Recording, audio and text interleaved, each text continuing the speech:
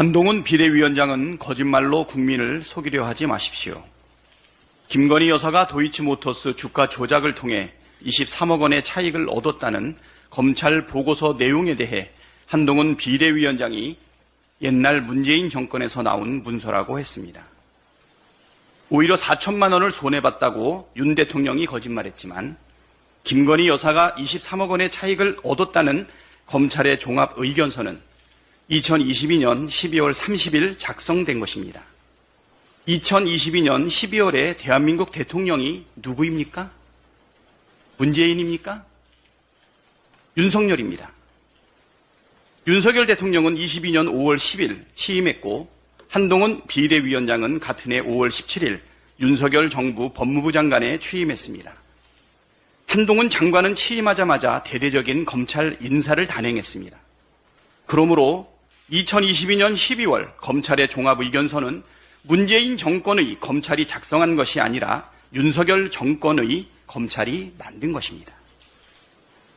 100번 양보해서 문재인 정부 시절 미리 작성된 문서라 치더라도 윤석열 정권의 검찰이 내용을 검증하고 사용한 것이니 그 내용의 신뢰성에는 누구도 토를 달지 못할 것입니다.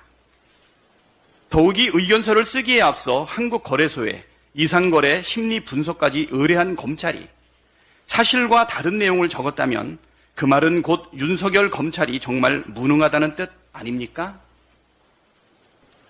얼마나 국민을 우습게 여겨야 이렇게 금방 들통날 뻔한 거짓말을 태어나게 할 수 있는지 의문입니다. 거짓말을 해서까지 김건희 특검법을 막고 주가 조작 사실을 덮어야 할 정도로 김건희 여사의 혐의가 명확해서 초조하고 다급합니까? 정치에 입문하자마자 거짓말을 늘어놓는 모습을 보니 대단히 실망스럽습니다. 양치기 소련이 되려고 하는 게 아니라면 한동훈 비대위원장은 거짓말로 국민을 속인 것에 대해 국민께 사과하십시오. 작은 거짓말이 큰 거짓말을 낳습니다. 바늘도둑이 소도둑이 된다는 말도 있습니다. 거짓말을 바로잡지 않으면 나중에 콩으로 매주를 쓴다 해도 아무도 믿지 않게 될 것입니다. 국민권익위원회가 권력이익위원회로 전락했습니다.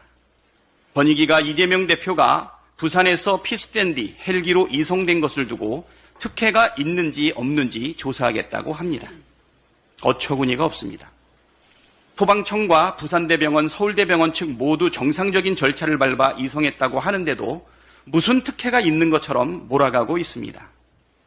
수많은 단체들이 지난해 권익위에 고발한 김건희 명품백 수수에 대한 조사는 하고 있습니까? 윤석열 대통령의 법대 동기가 위원장을 맡고 있는 권익위가 백주 대낮에 테러를 당하고 9.4일생으로 살아 돌아온 제1원내정당 대표를 파렴치범으로 몰아가고 있습니다. 이게 정상입니까? 총리실은 가짜뉴스를 확산시키고 경찰은 살인미수범 수사를 축소 은폐하더니 그걸로 모자랍니까? 한마디로 미친 정권입니다. 총선에서 반드시 윤석열 정권을 심판해야 할 이유가 추가되었습니다. 원희룡 전 장관은 양심부터 챙기시기 바랍니다. 원희룡 전 장관이 어제 열린 국민의힘 인천시당 신년위원회에서 이런 말을 했다고 합니다. 우리 정치가 꽉 막혀 있다. 대한민국이 앞으로 나아가야 하는데 돌덩이 하나가 자기만 살려고 이 길을 가로막고 있다. 딱 들으니 누가 생각납니까? 저는 윤석열 대통령이 떠오르는데 원희룡 전 장관은 다른 사람을 떠올렸나 봅니다.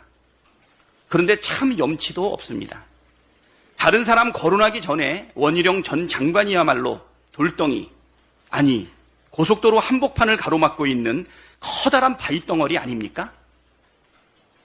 멀쩡한 서울 양평 고속도로 노선을 윤석열 대통령 장무땅 인근으로 휘게 만든 장본인이 누구인지 온 국민이 다 아는데 어디서 돌덩이를 운운합니까?